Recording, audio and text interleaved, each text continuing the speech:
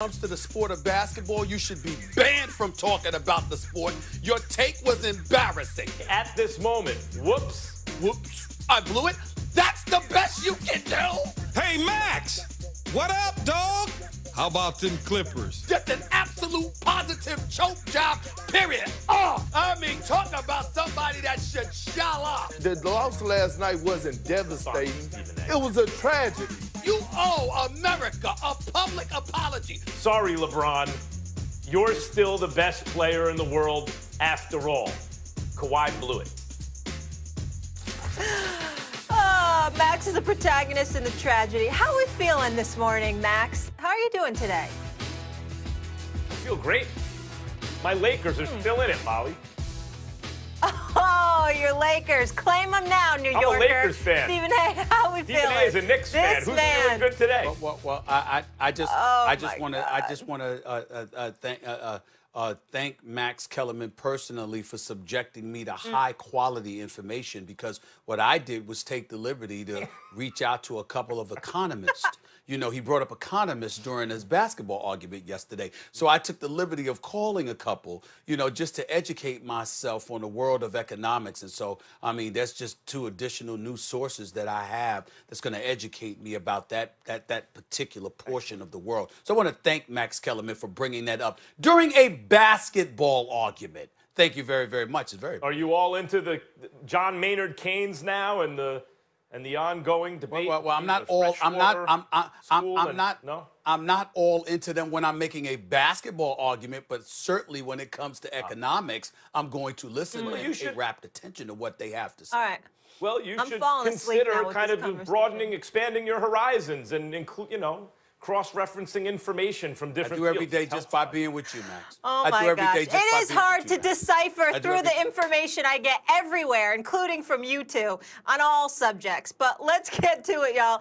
Is trouble brewing, excuse me if I could speak, with the Clippers, who are no longer in the bubble after the Nuggets sent them packing? So during Game 2, Montrezl Harrell, Paul George get into a heated exchange during a timeout. According to Yahoo Sports' Chris Haynes, early in the second quarter, a struggling George had committed 2 careless turnovers in less than a minute. The second mishap, a half-court pass to Montrezl Harrell that got picked off by Jamal Murray. Seconds later, Clippers called timeout. Harrell approached his teammate about this, and his lack of accountability set off the NBA Sixth Man of the Year. Max, tell me this. Are you confident that this Clippers roster, as presently constructed, can ever win a chip? No, I'm not. Not after what I saw in Game 7 and actually throughout the bubble, especially from this Clippers team. But they never really got it going fully throughout the regular season either. And look, Kawhi Leonard, he choked in Game 7. And so much of his reputation or his standing, as far as I'm concerned, is based on his postseason play that I can't have him the #1 player in the world after doing that, right? But Kawhi Leonard's been an extremely reliable, to say the least, playoff performer throughout his career. Before he was a superstar, while he was a star and an emerging superstar, and then since he's been a superstar, this last series notwithstanding, which for the most part he was excellent in, actually, but choked in the moment of truth. There's no two ways about it. So I'm not worried about Kawhi, really. But he obviously needs support. And his Robin in this Batman and Robin scenario, Paul George, has not been able to turn the corner in the playoffs. He is consistently, Stephen A. mentioned, hitting the backboard on that three-point shot. Stephen A., I had the same reaction. You was like, what? And it's been like that throughout his career, when you've needed Paul George most. So, since Paul George is that guy, they need a third guy.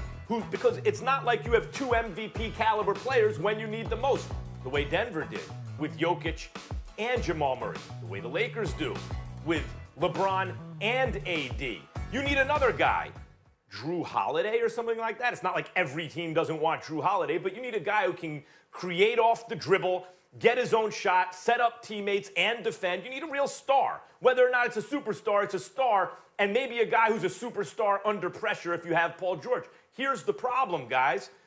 You probably need to move Paul George to get him.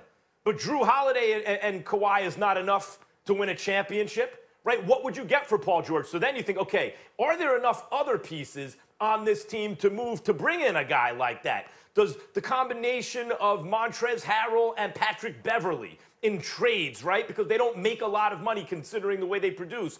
Can that get you something like a Drew Holiday or a third wheel, who's really would be a second wheel under pressure, to pair with Kawhi Leonard and Paul George? If the answer is yes to that, then you fundamentally changed your roster. So I think as presently constructed, no, they need to make a major change, something like what I just outlined.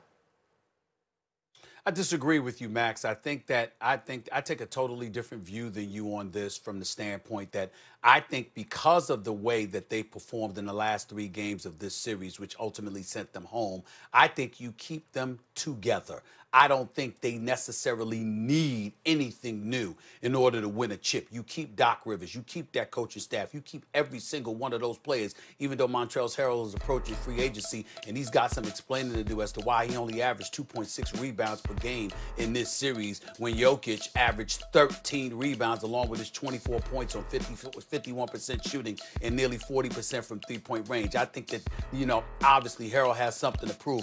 The biggest reason that I think that you keep them together is a couple of things. I think that Kawhi, being the superstar that he is, still a top 5 player in the game. I think he has a lot to make up for, considering the fact that this was his first, venture into being that face of a franchise, that #1 option with the expectations draped on his shoulders to come into the Clippers organization. Well, there's but so many games I'm going to play. There's but so many practices that I'm going to attend. I'm going to be in shape, make no mistake about it, but I'm going to show up with the practice when I want to show up. I'm going to miss practices when I feel I need to miss practices, etc., etc. As a leader of a franchise, you set a very, very bad tone. If you're Lou Williams, boy, do you have a lot of making up to do. The best part of you in this series was your post-game press conference in the aftermath of losing Game 7, because he was very eloquent and candid in his assessment of what transpired, but he only averaged 10 points this series, and he was horrific from three-point range, shooting like 14%. That's not Lou Williams. This is a 2-time sixth man of the year. This brother is a star scoring the basketball. He is a professional scorer. There was no excuse for him to be as anemic as he was, other than the fact that clearly you didn't really, really want to be there. That's why they got a new nickname for you, Lemon Pepper Lou. You will understand why that transpired. You've got some making up to do. And then, of course, there's Paul George. We can't ignore the situation involving Paul George. I'm here to tell you, Max, one of the nicest dudes you'll ever want to meet in your life. Impossible to root against. He is a star in this league, but nevertheless, boy, did he not show up. It was Brick City. It was a straight choke job on his part as well. And what the biggest thing about Paul George that he needs to pay attention to, Paul George is in danger. Are you ready for this, Max? He's in danger of becoming the second coming of Dwight Howard. Remember, Dwight Howard was the man in Orlando, just like Paul George was the man in Indiana. He wanted to leave. He goes to L.A., he ends up going to Houston, and then before long, he's a journeyman, Washington, Charlotte, etc., because the star that he once was, he was no more. And so because of that, everybody says they harken back to that. He should have never left Orlando. That was an ideal situation for him. They built the franchise around him. Even though he didn't win the chip, they got to the finals in 2009. And now Dwight Howard is a role player. Even though I think he's doing an exceptional job in L.A. in a reserve role, and I think he's going to play a big role in this series along with JaVale McGee and Anthony Davis, triple teaming, basically throwing a 3-headed monster at Jokic on the defensive side of the floor. But in the end, what it comes down to is that if you're Paul George, okay, you win Indiana, then you win OKC.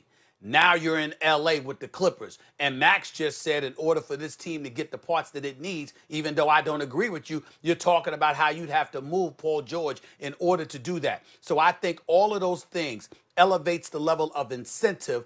I think you keep the Clippers as is, stand pat. They were embarrassed. They're highly motivated. You anticipate that a pandemic won't stall next season, that you'll move full steam ahead. And I think you keep them together for one last run. Remember, both Paul George and Kawhi Leonard, 2-1. 2 years with a third-year option for each player. They could have signed for a 4-year deal or whatever. Neither of them did it. They can opt out after this upcoming season. This season could be on the line. If you're Ballmer, I think you give everybody one more shot, letting them know I will clean house in a heartbeat if y'all don't get it done next season. I keep them together. Couple things. Paul George and Dwight Howard, to me, are very different. I understand you mean bouncing from team to team, But Paul George is a guy without that's all I was talking about. His game. He's that's such all I a meant. Well-rounded. He's such a well-rounded player. He's balled wherever he's been. The issue is he's miscast as a centerpiece. He's really what Paul George is best, as we see in the playoffs, is a top-notch kind of complementary player, but maybe not the second most important player on the team even when it matters most, whereas Dwight Howard was much more one-dimensional. And as the league changed, it really didn't favor the way he played. I understand what you mean, though.